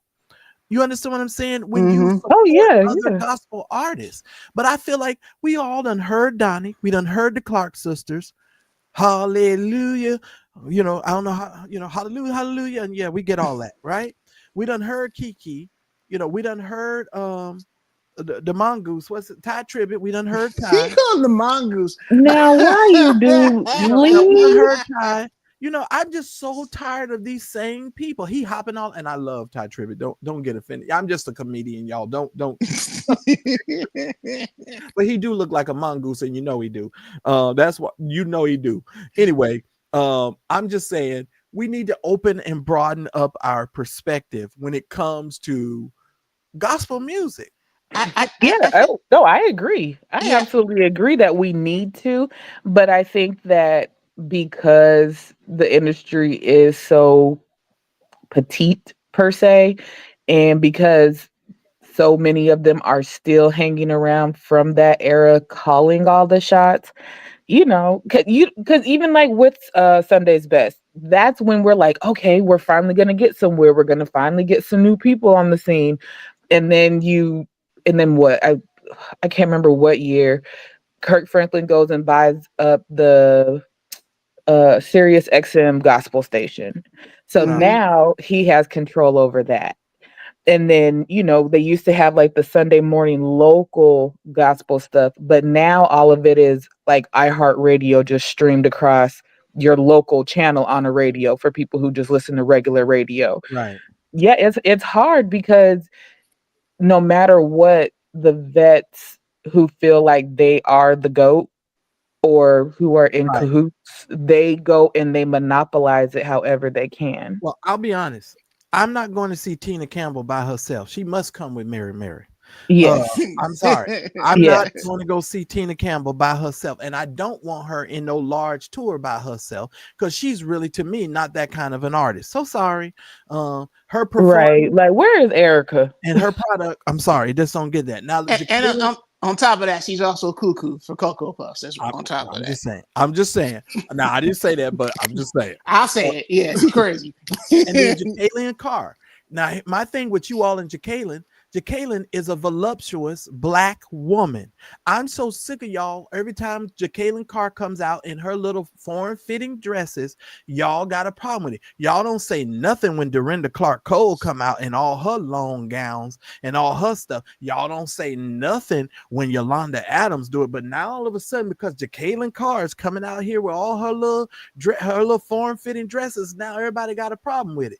Every black woman, most of the black women I know, got a nice behind and got curves. When did we get all sensitive when somebody comes out who actually has some behind? Mahalia Jackson had curves. Yeah. Now, Okay. I'm just saying. I'm just saying. I'm just saying. She had a robe on, but you can tell she had. Not all the time she ain't had no robe on. I'm just saying. That's how I know she baby had back. I'm just saying. Yeah. So don't act like you don't know. Dr. Clark had a shape back in the day. Who did? Dr. Clark, Maggie Moss Clark. She had a little figure going on back in the day. Oh yeah. That's why them folks over there at Koji didn't want her to go nowhere. And if you want to know the truth, well, I'll just hush on that note. But in like for me, I don't understand why people cannot. It's like, okay, even if she has a form-fitting dress on, she was given the hips that the Lord decided to bless her with. Why is that the distraction when Mike Todd can be twerking in hoochie daddy shorts with his butt to the camera, basically? Like, it's just like women always get the short end of this is how you should have dressed. This is how you should present yourself. But the men over here, booties all tooted up, tight. You can see prints. You see outlines of the booty, like everything. It's still a patriarchy in the gospel industry. It sure is. That's the reason. I'll take it a step back in the day. If y'all remember when the Clark sisters performing at the Grammy Awards, right? How Kojic had a whole tussie about that they kicked Dr. Maggie Moss Clark off of the. Remember they took her off of the choir board for like a good time. Meanwhile, Marvin and his brothers were on Soul Train, right, dancing and singing alongside Michael McDonald and all of them. getting Grammy awards. They ain't got no shame out of that. But see, that's why I don't understand why Marvin is over all these Greek organizations hollering about you ain't saved and you don't know Jesus. And he's been dealing with these secular people and out here living that old secular life that he was living. And we all know what his brother BB does. I wonder do he call BB and tell BB he on his way to hell. I mean, the way Marvin talks, he reminds me of Mother Stacks. Is dumb. Most of the stuff that Marvin says is dumb as hell. I'm just gonna keep it a buck. Marvin is so stupid. Like all his sermons are ABCD, twinkle, twinkle, little star. I've never gotten a revelation anytime I've ever heard Marvin preach. It's just tuning up. You gotta preach a little thing. No, and now that you old and you ain't really singing gospel music anymore, now you want to hit everybody like you Mother Stacks. I don't want to hear it. I'm serious. I don't want to hear it. I'm just I just wish that when artists want to cross over to being a pastor, being a whatever, or a bishop elect, since he ain't gonna be a bishop until the building is built or whatever He's said. been bishop elect for 10 years. Is that what he said? I think he said he's waiting for the building to be built, right, Daryl? Oh, well, he gonna be bishop elect for a long damn time. Oh Lord! I feel like he said he wasn't gonna formally cross over, or whatever they call it. I don't know. Stupid. Yeah, I don't even. And y'all can correct me in the chat if I got that wrong, but I'm pretty sure it has something to do with that church. I think you're right. But I'm just like, just accept your role. You have a beautiful voice. You can sing down, but you don't need to be up in the pulpit spewing vitriol and hate and damnation. And I think that's the part that I'm getting sick of, is everything is fear tactics still. And that's not Christ-like. Like, yes, there's the parables and the stories in the Bible and everything that you want to spin and copy paste and do this, whatever. But I don't know. The God that I am in relation to, he's not about that. Yeah, I know. And that's the sad part about it. We've all moved on, but these guys are stuck. They are really stuck. Now, Daryl, I don't know if you had a chance to see Brian Carnes, supposedly pastor bishop. What's his name again? I forgot the man's name with the birthmark on his face. What's his name? You know who I'm talking about, though. I know you're talking about Indianapolis. What's that man's name? Somebody put his name in the chat if y'all know. Doggone it. He's supposed to be Brian Carnes, pastor and bishop, the one that just came to the church and absolved him of his 10-year. Oh God, right. We was just talking about that. You right, Yolanda. Lambert Gates. Did you see the Paul convention? I watched Paul last night, and I don't think God's right. Paul He ain't gonna say PAW. He is not gonna say PAW. He's gonna say Paul. Listen, Paul. Yeah, because I don't think God's pause is on it. That was the worst stuff that I have seen in a long time. Like, seriously. I have not been watching the convention, to be honest. If you're not going to do things on an excellent level, don't present it to the whole world. That what I saw the other night, because I think I text St. James. I was like, St. James, because I know he apostolic. I said, St. James, what's wrong with these people? Like, the music was bad. I said, now, of course, Noel Jones was going to do the preaching. So, of course, that was going to be okay. But that music was horrible. Yeah. I said, and you're presenting this to the world? I'm like, they need help. I told you it's an older model organization. Now, my boy Tim, who came up with the same church, he's trying his best with the praise and worship. He's doing a good job, but the choir, I was like, I can't listen to this. Oh, it was horrible. I'm so sorry. And all that hollering. I was like, what are y'all screaming for? Like, quit screaming. Why are you hollering? You don't need to holler to get a message across. Just sing the song. Everything was hollering. Seriously, I think I texted St. James last night. I was like, come on, St. James. I'm like, they got to do better than this. So, and that's why William McCrae can always run around talking about all these other denominations is just watered down versions of Kojic, as if he was born in, right? When we know he wasn't born in. But I was like, well, maybe William might be right. He might be onto something. He might be onto something, because I was watching that Paul thing last night. I say, boy, these people are not doing so well. But I'm gonna give you another example. Lambert Gates said something that really got on my nerves last night too. He said, the other video I saw, He said, well, I told the man that I interrupted him because I told him not to read my bio because we don't need a 5-page biography to be read when we preach. Maybe y'all can read it next year or something like that, right? Then he said, well, if anything, we need to put, I'm sick of all y'all preachers putting y'all face up on the big Tron while you preaching and your face is up here. And I kid you not, he said this, Daryl. He said, well, maybe we should have Jesus up here. And I thought to myself, well, what version of Jesus is y'all gonna put on the Right. Exactly. What are you talking about? I was like, what version? Like, how about you just leave some scenic views up there? Maybe throw up some clouds or a beach or a mountain. Show the footprint picture and be done with it. Yeah, but I am mad that Miss Erica said it's for pathetic A Wiggles.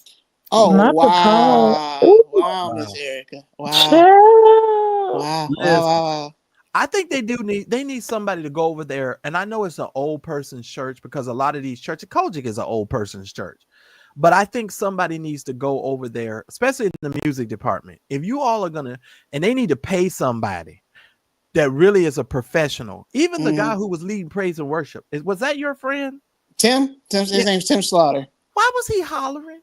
I don't know. I didn't know. That was the big boy. I don't know his name. That was a big boy that was he leading. was hollering. I said, why? Either they need to turn the music down so that you can hear the singer more. Because I was like, maybe he hollering because he can't hear himself. Because them people was literally hollering. And I'm like, why are they screaming? Every song they sang, they were screaming. He was screaming. Tim is the guy with the curly hair that does the interlude worship. I said, well, maybe I'm getting old because I said, Marcellus, you sound like them people at the old church. Because I used to say that all the time. Like, why y'all screaming and hollering so much? Because I declare it was just a bunch of hollering to me. I thought he was going to talk to me about what Lambert Gates said about too much flesh in the pulpit. Well, that too. I was leading there. I hadn't got there yet. But that was the other piece of the thing that he said. Lambert Gates is a little confused. And he really talks out of both sides of his mouth. And on the one hand, he talks about too much flesh being in the pulpit, but he'll go over there and absolve Brian Carn. Like, you can't who works and operates purely in his flesh. Maybe his stuff is transactional. Do you think Brian gave him a check to come over there and say all that stuff? Absolutely.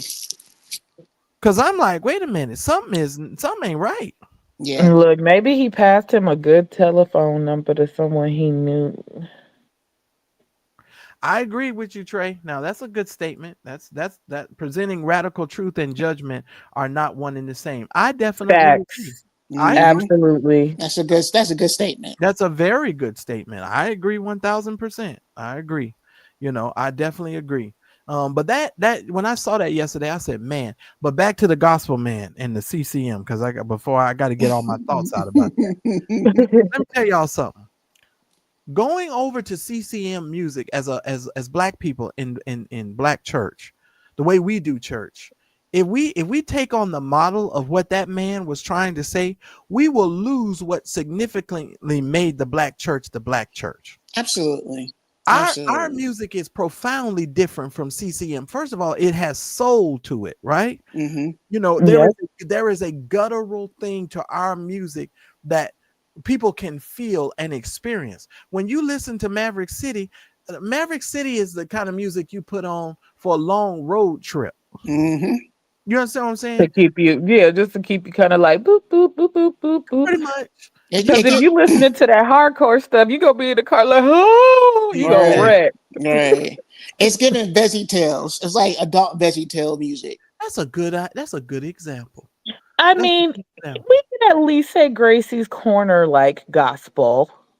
That's Gracie's Corner. Yeah. Gracie's Corner. Yeah. But to put I'm sorry, I didn't mean to cut you off. No, go ahead. But to put my African American studies hat on, when you know the history of gospel music, how it's rooted in slavery, how it was rooted in the civil rights movement, how those songs that Mahalia Jackson sung to Dr. King, like Thomas Dorsey's Precious Lord, how he wrote that song after his wife and newborn baby died in the operating table. Correct. And came on that song. That song is the modern gospel song that put us through the civil rights movement. And then you have this Rudy Tooty Zigaboo sitting on Isaac Curry's show talking about, I don't understand the emotional aspect of gospel because you don't have the roots, you don't have the foundation. Correct. And you should not be in this industry if you don't know the foundation in which we stand on. Gospel music is the DNA of modern American music, not just R&B and hip hop. Modern American music, from Americana to rockabilly to country to blues to jazz. It is the DNA of modern American music. And for you to sit on that platform saying gospel music needs to die, you need to go somewhere and sit down. Yeah, absolutely. And I'm going to piggyback on that and say thank you for saying that, because a lot of us would not have been able to go through some of the things that we went through in life if it wasn't for gospel music. And for somebody to come on there and say, oh, well, you guys do too much. But like you say, he don't know the roots. And because he don't know the roots, he is just espousing stuff ignorantly. And Isaac Curry gave him a platform to do so, right? And that is part of the problematic stuff, because you have a relationship with an idiot doesn't necessarily mean that everybody else should be in that same relationship. But I got to ask you guys this, Daryl, because he said he's created a conglomerate company to where if you want to do certain things in the gospel music now, that you got to have to come through him or by him in order for him to do what you need to do. Did you hear him when he said it? I heard that. And I heard And that. who agreed to that? Well, I mean, because here's the thing. I don't work in the gospel music industry. That's why I said I can't wait for St. James to talk about this, because why does he feel like he's at the top of this thing now? Yeah, that's what I'm just like, who told him he was the voice of this? Like, because I'm like, okay, create your conglomerate, but if the ones that have been in charge for the past 3 decades are still in charge, they're gonna say, fuck your conglomerate. Exactly. And if there's no representation from the Gospel Music Workshop of America, you don't have a conglomerate. You have a capitalistic lobbying firm. Yeah, Pretty much. because that was my biggest thing, is exactly what Daryl said. He doesn't understand the roots and the foundation of it. And just the fact, like, who told you that you get to be the voice of, like, who made you the voice of this? Yeah, it was really interesting to me to listen, but the good stuff is on the was it Instagram? I think it's the Instagram chat. Whose chat was it? I'm trying to think. Was it Sir the Baptist? If you know who Sir the Baptist is, I love Sir the Baptist. Yeah, he's good. Go find Sir the Baptist thing that he posted. And when he posted, everybody went in there. John P. Key is over there, Leandria is over there. Did you see Lexi's post? Lexi went off. I didn't see her post yet. Oh man, I gotta go. Lexi's post on Instagram, she went in.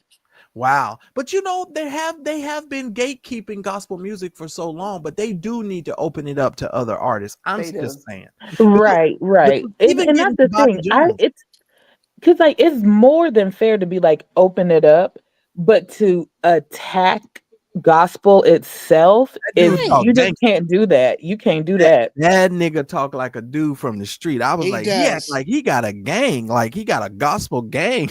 he talked like he was an A&R rep for Bad Boys back in the day. That's what he talked. Right. That's exactly what it is. And the first thing I said was, and I ain't a cussing like this in a long time. I'm like, who this nigga? Who is this nigga? Because I had never seen him, never heard of him. Never heard of him a day in my life. So I was like, I said, let me watch this whole thing, because I didn't want to make any judgments, on just the little stuff. So I watched it. I listened to it. I said, well, I hear what he's saying, but even what he's saying is problematic, because I love my riffs and my runs. And that is what makes the black church, because all of your singers, all of your white pop singers, all of your singers are trying to mimic what we do in the black church. Absolutely. Yes. Riffs and runs we don't just do riffs and runs to be doing riffs and runs. You do know the purpose of these riffs and runs is to help you carry a note and go on to a different note. We don't do riffs and runs just to impress you. That is the purpose of it. And you can tell the difference between someone who is just like, I can riff, I can run, la la la la la la, Yeah, we versus said someone who feels that that. thing. Mm-hmm. Yeah. Yeah. And yeah, And well, and I mean, and perfect look, perfect example for Mr. What did Kathy call him? Self-appointed conglomerate. Just like how I love Manasseh's voice, Marcellus ain't here for it. We like our runs, nigga. Sit down. right.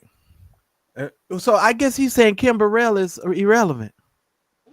Huh. Well, I I I guess mean, think not. I guess the Walls group is irrelevant. I guess Yolanda Adams irrelevant. I guess Daryl Coley irrelevant. I guess ooh, Smokey Jesus. Norval irrelevant. I guess all of those people that do excellent runs and have the ability to do those runs just irrelevant to this black dude from Ghana. Exactly. Just ignorant. Like, just because you don't want to hear a run, don't speak on behalf of me. Yeah, I think you've had too much foo-foo, and it's turned you into a foo-foo, and Okay. you might want to be a little too careful. But see, that's the thing too that I said on this podcast a while ago. This is a disturbing pattern that I've started to see here in America. Mm-hmm. A lot of Africans Yep. are coming over here and saying things to us that are profoundly disrespectful. Yep. Yep. And it is quite troublesome, and it is a pattern. And I'm gonna say that to you all again because I want you guys to keep that in your mind. Mm-hmm. They're saying a lot of effed up stuff to American blacks and us over here, and I don't. It doesn't sit well with me. Yep. And to hear Isaac sit there and just his mother was a gospel singer. I Who was did just run. about to bring it up. His mother, what would his mom think about him talking with this type of idiot right here? Like your mother Hmm. helped put together some of the best choirs in North Carolina, Hmm. and you talking like this. Right. Exactly. Now let's bring this up because somebody brings up Clarissa says he thinks he's the man because he put Maverick on the map with millions of streams. Then he got Kirk to sign on. So he thinks that he has the same formula for the gospel industry success. Now let me say this. And I've said this on this podcast before. It is not very difficult to become a successful gospel artist if you really want to know the truth. Mm-mm. The entry level to gospel music is the barrier of entry is really low, because you all need to understand before Kurt Franklin, if you sold 4,000 or 5,000 units in a week, you was at the top of the gospel charts. Yep. You literally was at the top of the gospel charts. And that's Yep. another reason how Dr. Scrotum Sniffer was able to get a stellar nomination, because according to Vincent, I'm just repeating what Vincent said, they cheated to get that, right? Oh yeah. So my That's thing what is, I heard. right, so you have to keep in mind the barrier of entry is really low. Now, when Kurt showed up on the scene, everybody's gospel selling had to go to another level. Oh, come on now. I know my gospel. Y'all Mm-hmm. remember when Kurt Franklin came on the scene? Yolanda Adams switched her record label because she was over there. Because after she got done with Through the Storm, she went, I think she did one more record with that label, but then she moved over to Save the World. And then after the Save the World album, she went over there. I think it was with Jim and Tammy, not Jim and Tammy, Jimmy Jam and Terry Lewis. Yeah, Jimmy Jam, Terry Lewis. He was at Malaco Records when she first started. Oh, Yep. let me tell you, and that wasn't gonna work out because Malaco don't like to pay. Moving right along, I'm just saying. That's why you can get all of them. I'm coming up because they got an old model for paying. Okay. Wait a minute, Malaco Gospel Records and Tapes want to pay you with t-shirts and tapes. They don't want to give you no actual. Baby, those commercials. Ooh, Oh man, Lord. back in the day on BET. Yes. I'm just saying, Oh, Malaco don't like to play. That's why nobody don't like to be on Malaco Records. Why do y'all think? Okay, I'm gonna go here. LaShawn Pace Rose. LaShawn and them didn't have no lot of money. The Pace sisters didn't have no money. What was their record? Who was their record label? They was on Malaco Records. For LaShawn Pace decades. Rose was on Malaco. How did LaShawn Pace and all these gospel artists that we love so much, why did they always die penniless and broke and don't have no money? How can that happen? Like, why isn't there an infrastructure in gospel music to make sure that the gospel artists and the people actually have some money when they get ready to go? Shirley Caesar even said, out of all of these records that she put out, she had to form a record label so she could get more of her money. She just did that, 4 records ago, maybe? What? Mhm. Like 4 Yep. records ago. She's been singing for over 70 years. Listen, she Exactly. made her money from touring. Because Shirley is always on the road. She 80 some years old and she on the road right now. I guarantee you. Shirley somewhere talking about hold my mule, right? Oh, Lord. Leave Shirley alone. But arguably, now that goes for any genre. You make your money with your touring. Yeah, you Like do. unless Yeah. you're that's every genre. You make your money on them tours. Shirley over there Shirley Shirley said over there talking about, I want to tell you a story. you gonna let Shirley tell her story for for the 70th year in a row. You gonna let her tell it. I'm just saying, and black people, we need in gospel especially. We don't want our gospel artists to die and not have something or need money to be raised. Just think about all the gospel artists who get sick, and then we have to do benefit concerts to make sure. You understand what I'm saying? Like something is off here. Even with Vicky Mac Latayad, whatever her name was, who used to own, what was the name of that record label? Because she used to go to my church too with her thieving self. Yeah, that was a gospel centric. That's what the label Kurt was on in the beginning. Yeah, gospel centric. Yeah, that's why they didn't have no money, and that's why she hit him with a cease and desist before and told him he wasn't allowed to come out and talk about the money that he wasn't getting paid. Because y'all know she hit him with a cease and desist because Kurt was talking about all the money that from all these songs, and now on social media with that sit down dinner he had with Tyler Perry, he just admitted to you all he wasn't even get paid for his publishing. He wrote all them songs and wasn't even getting no money. That's embarrassing. Wow. I'm just because they get in these deals, and you would think that the people who love Jesus, who are working, saying that they love the Lord, because even Monica Bacon, when that guy mentioned Monica Bacon on the Isaac Caree interview, I know who Monica is. Monica and I used to go to the same church, and she used to work with Vicky Mac and all them folks over there, gospel centric. So that's why them folks wasn't making no money. I'm just saying. They weren't making any money. And I'm sick of that in the gospel music. But y'all create that stuff for y'allself because you only have a certain amount of artists that you let in and you keep all the rest of the artists. How is a genre supposed to grow if you don't make it available for everybody? Yeah, the cliques and the alliances will take it down every time. Yeah, that clown also talked about quartets. Like, ain't nobody listening to quartet singers. I'm like, dude, you a liar. There's a little young quartet group in Detroit killing it right now. And then how about Lisa Knowles and the Brown Sisters? Yes. Hello. And them little boys, I be watching these people I love the quartet stuff that I see. Now let me help you. They're really good. Now let me help you. You're not gonna put Shirley Caesar on no tour with Kurt Franklin. I need for Shirley to live. I need Shirley to live as long as the Lord want her. I need her to live. That's what he said. I need her to have her little 2-inch heels on, take her shoes off, and be able to do her shouting John and go back onto the tour bus. You trying to kill her. Kurt Franklin had that woman over there sweating and hopping and stuff. She can't do all that. She can't do all that. Don't do that to Shirley. But that's also what happened with Douglas Miller when he passed away. Douglas Miller at one point had some of the bangingest gospel hits. You know, My Soul Is Anchor and Pass Me Not. He could barely pay his medical bills before he passed away. Oh, who's that? You talking about Douglas? Douglas Miller, yeah. Oh, yeah. And see, here's the thing. My mother's favorite gospel song is sung by Douglas Miller. My mother's favorite song is My Soul Has Been Anchored. Oh, yeah. Oh, yeah. That will still tear a church up. Yeah, that's my mother's favorite song. And Speaking of the sickly, though, how is John doing, PK? I think he's on the mend. I think he's doing better. Okay. He was back out on tour. Right, but he had went in and out a couple of times, right, of the hospital? But he had the long stint, but then he had to go back, right? But I think he's fine now because he had like some bacterial infection thing. Yeah, like literally like gonna take his life. So he's doing really well. He needs to do better with his weight. He's gotten out of control with his weight. But all I'm gonna say, because this is what gospel people do. oh, my weight is out of control because of my health issues. But you was getting too fat before you had the health issue. Mm-hmm.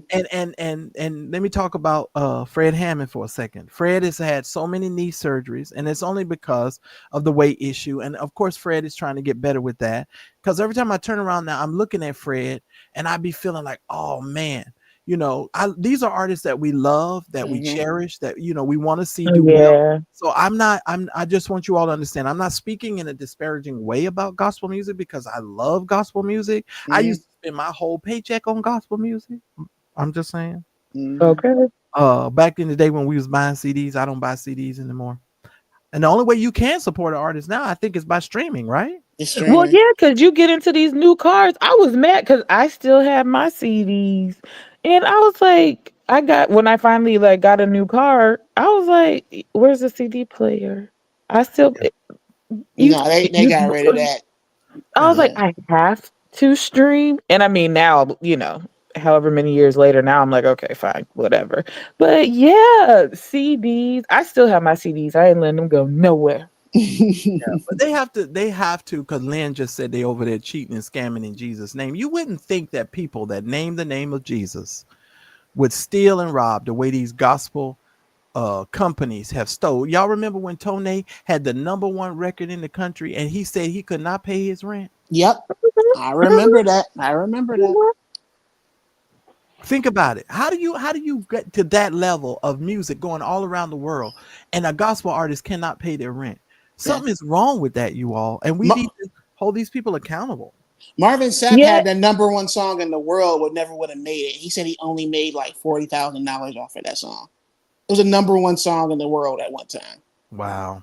And that was played in clubs. Yeah. Part of it, I also feel like part of it, aside from the shady deals that are being done, people bite off more than they can chew by trying to support too many people.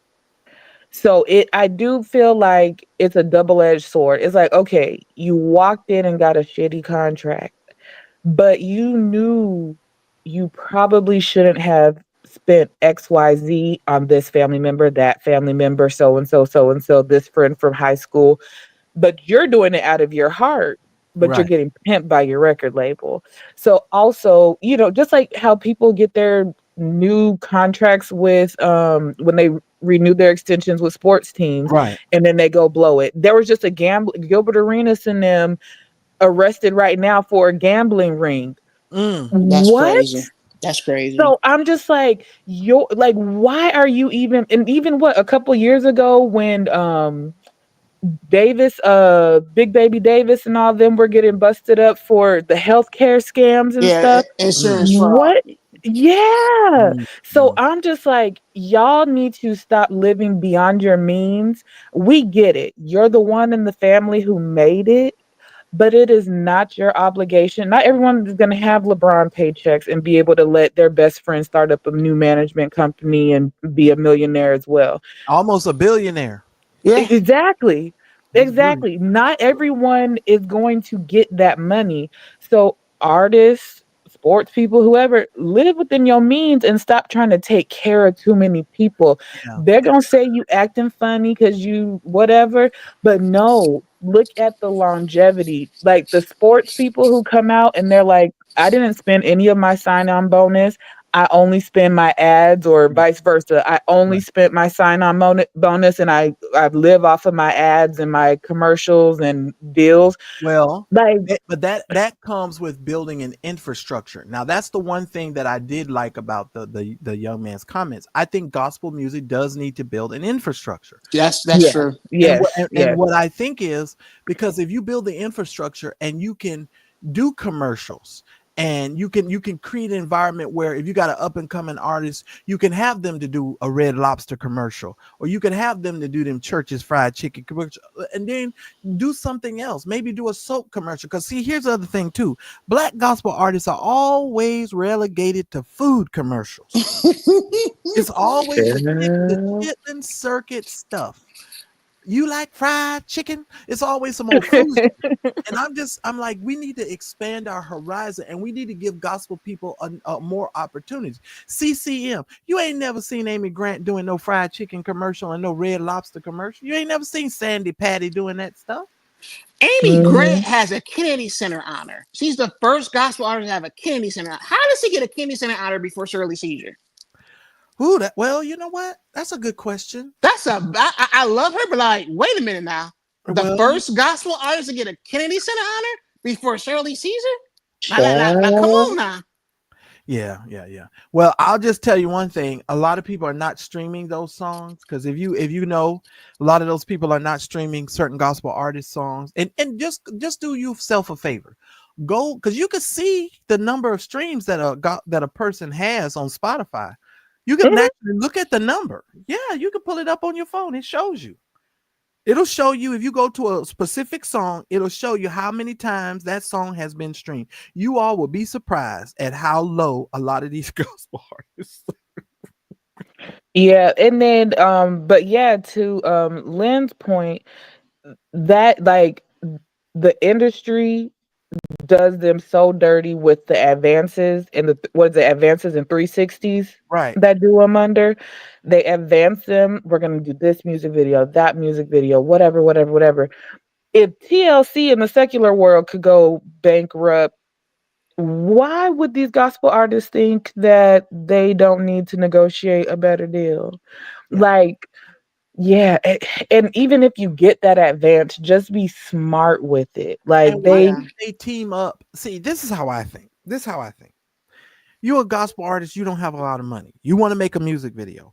Why don't you team up with another gospel artist to have the set and all that stuff built so multiple gospel artists can use that stuff on that particular day or time in order to film their video also? You understand? Oh, you mean Tyler Perry Studios? I don't care where you got to go. Because Somebody I mean, did it. at this point, I feel like that is an option. Legitimately, he just bought. Is he still building his second one or his extension or whatever? Or Oh, didn't he buy that's up a already base? built. That's already built. Yeah. Because Well, he you just got bought up the him. base, right? You got Mhm. Cat Williams coming up. Cat Williams is about to build something. He bought an army Oh, base. it was Cat. Yeah, Cat bought the base. Yeah, Yeah. yeah. So I'm just like, y'all have it there, but what is stopping you? Because I mean, I don't feel as though Tyler would say no. Well, my thing, this is another thing I would do. If y'all stuck in the church, then what y'all need to do is maybe take a year or two and just do church tours.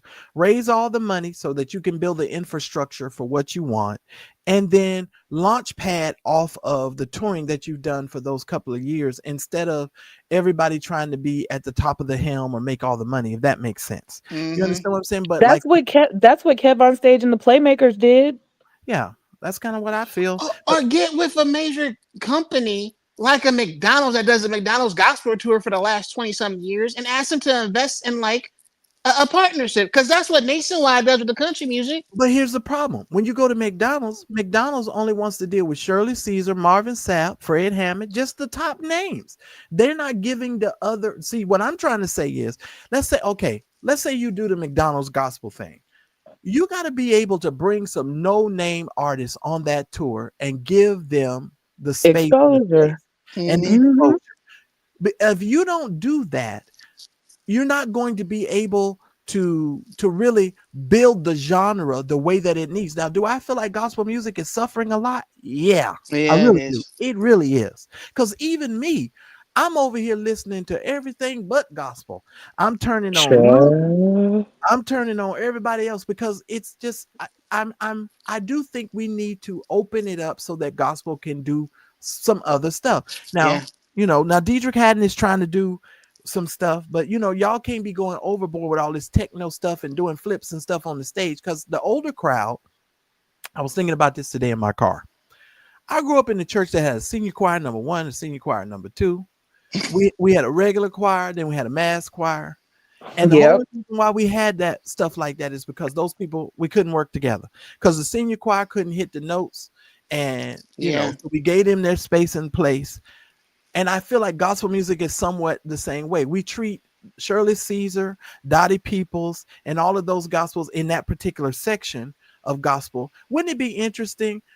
Now I know this is gonna sound crazy, but see, this is the way my brain works. Wouldn't it be interesting for Diedrich Haddon to do a song with a Dottie Peoples to his type of audience, to introduce Dottie Peoples to his audience? Wouldn't that be interesting? Yeah, that'd be good. Tony did that with Shirley Caesar back in And the well, day. that song was a hit. Yeah, had her You know, rapping Well, and and I everything. mean, and it doesn't take a huge tour. They could literally do festivals.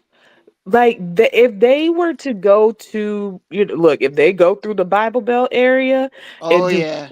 and just do like 2 day little festivals for whatever, they would be good. And they can do it during the cooler months where right. it ain't too hot, and because Hmm. right now I don't know what the earth got closer to the sun. I don't care what nobody says. It is It's super hot. hot. It is It is super hot. hot. Yeah. So about round when October and all them months hit, do like a nice little festival. We can have like and it doesn't even have to go to late in the night unless the Tide Tributes and the Mike Todds want to go up and twerk at the end. Sure, they could be the later ones, but do a nice little festival. But also, this is what I loved about Fred Hammond. Fred Hammond would rent out an arena and the ticket would cost $10. Yes. How Yes. would you now listen? Ain't nobody trying to pay no $40 and $50 to come see Beverly Crawford. Yeah. Y'all need to understand, you're not Beyonce. You need to make the price reasonable, and you need to make it so that people can come. Because I'll tell you who stopped charging too. Ben Taker don't charge for his concerts, and that's what made him a millionaire. Mm. But he don't even charge for the concerts no more. You know what Ben Taker does? He raises an offering like your pastor do. He'll Oh yeah. come there and play, but Yeah. he said it out of his own mouth. He said the moment I stopped charging and I just started raising offerings, he said I became a millionaire. Like for me, like the way that because I'm just thinking, I'm reading Miss Lex, but yet, like in the South, like just knowing if we had a good gospel festival, do you know?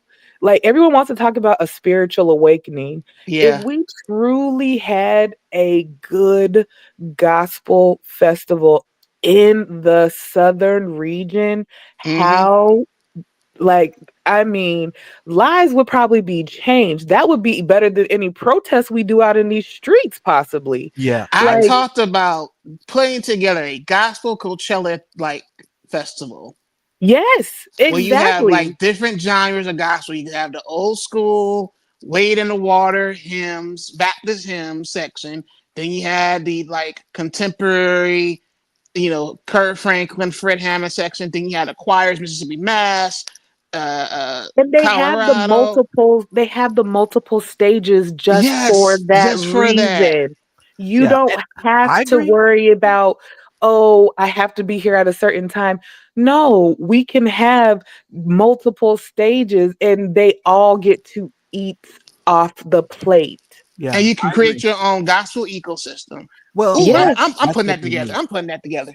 No, Daryl, Look, for let real. me help you. We'll Listen help here, you. Daryl. They really do need that. Now, I just got one caveat. If you put that together, Daryl, I want you to make a deal with all the hotels that are going to be providing hotel rooms that porn will not be available at the time that you put this deal Yeah. together. I need for you to have a no porn clause so that nobody can go back to the hotel and be doing too much.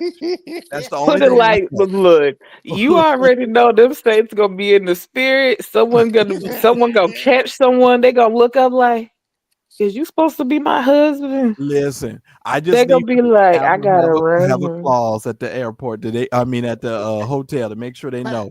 yeah, Shut and it I down. think that will be a great caveat to create an infrastructure and an ecosystem for Yeah. gospel But Yeah, I artists and thought I that's mean, because what and that's then what they don't have. But I thought that's what Teresa Harrison was doing back in the day with Score and the magazine. Because you know, you used to be able to get a book and get a that would tell you all of the artist managers, and you could call them and book them. That's how I found out how to book artists and stuff for stuff that I used to do.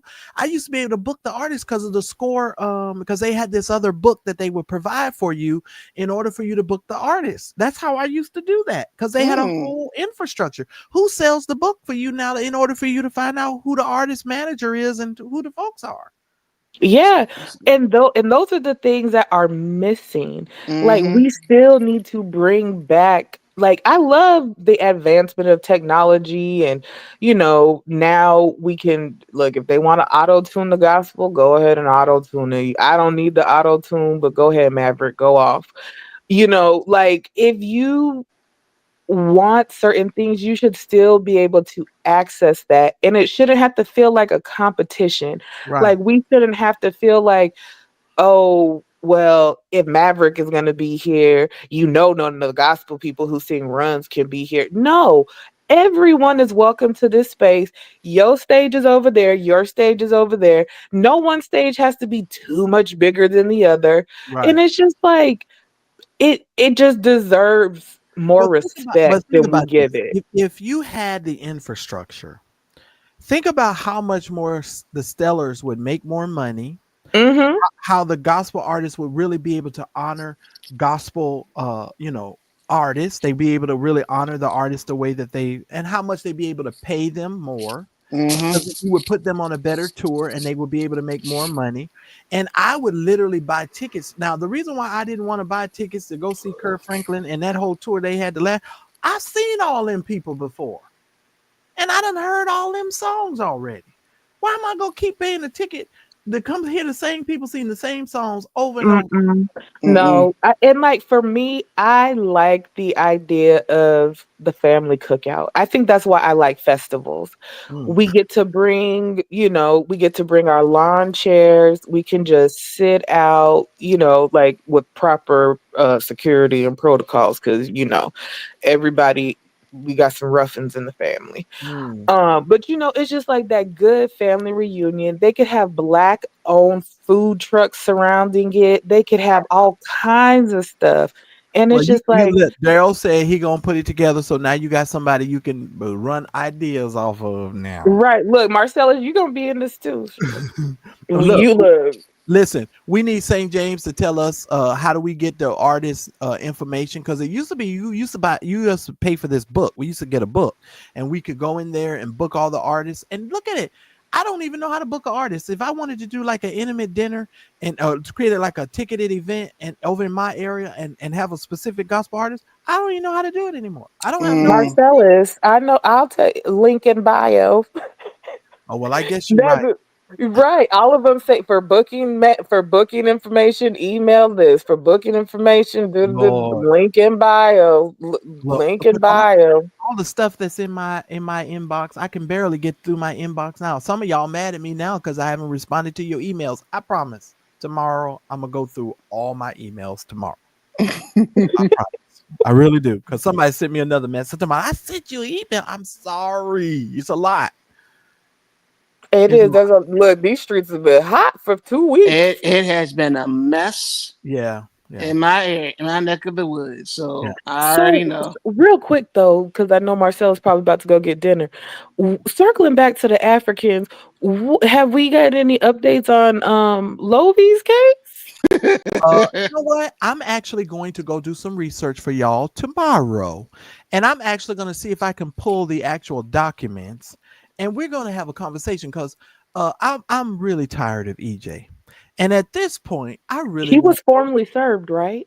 Yo, he was served. Oh, they going to. That's what I thought. Because I'm like, I feel like something should be happening Oh now. yeah, yeah. They going to court. They've been going back and forth to court. But EJ, I think they muzzled EJ's mouth a bit because what he had done, Oh, he started bringing that girl back on his platform and she started doing yes. all the talking. And I was like, I Okay. see what you're doing. I was like, but because you got to go look at the titles of the video and they'll tell you where he is in the process. Wow.